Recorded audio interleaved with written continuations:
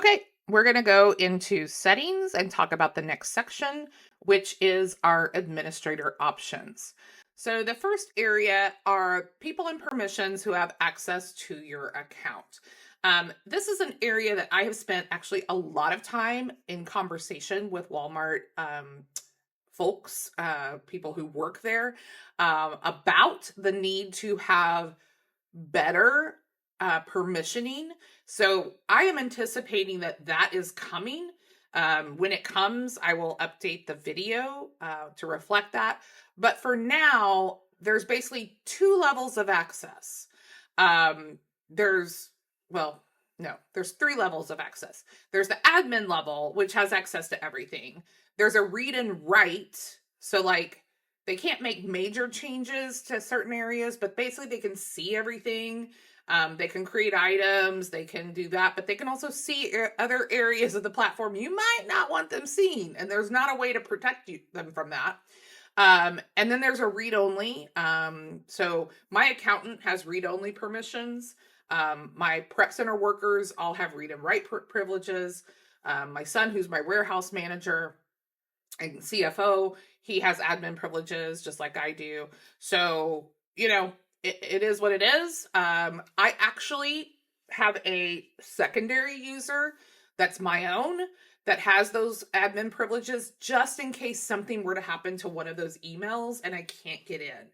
I have a secondary email that I can log in with.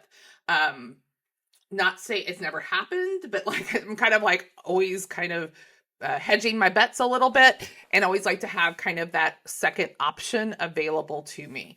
So very easy to add a user. You just go up to the corner to add user, type in their first and last name and email address, what market you're giving them access to, and then what level of privilege. And like I said, it's blanket across the whole entire seller center. So they either get to see everything and make some changes, or admin is like being able to change kind of what we're looking at right now, like adding a user, those kinds of things. So really simple to do that. Then give them their login and they're off to the races.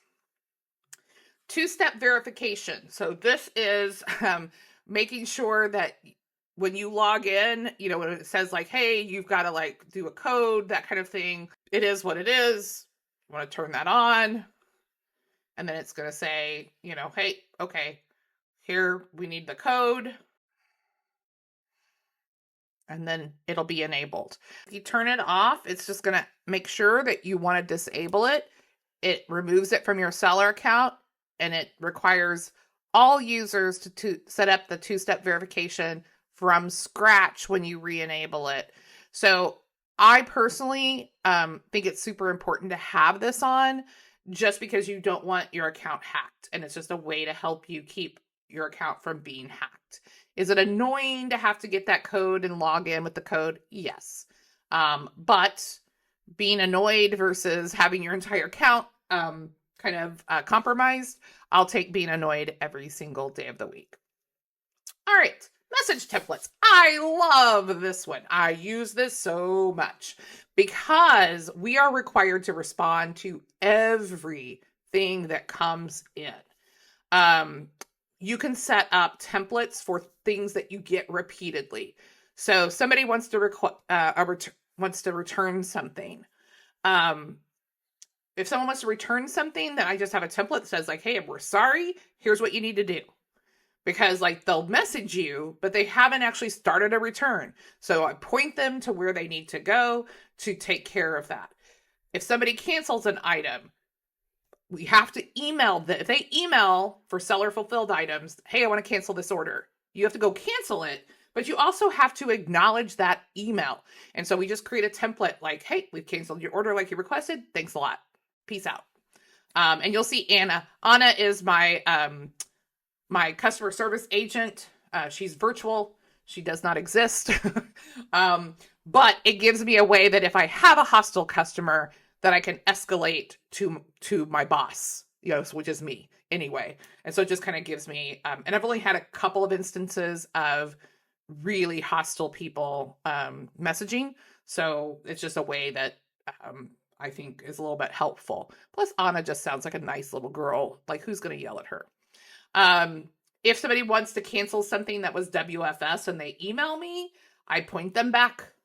It's like, not me, like not it, finger on the nose. But I do it in a nice way. Like, I'm not able to do that. You're going to either have to reach out to Walmart or go through your Seller Center account. Like, it's not on me.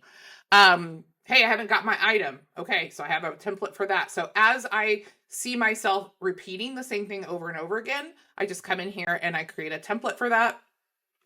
So I don't know what else I'd create a template for, but let's just say item damaged. We are sorry to hear your item was damaged during shipment.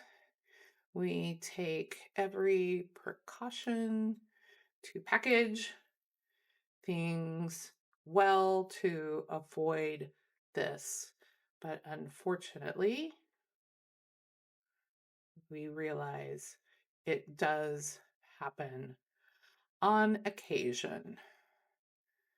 Please go to your My Orders page and request a return.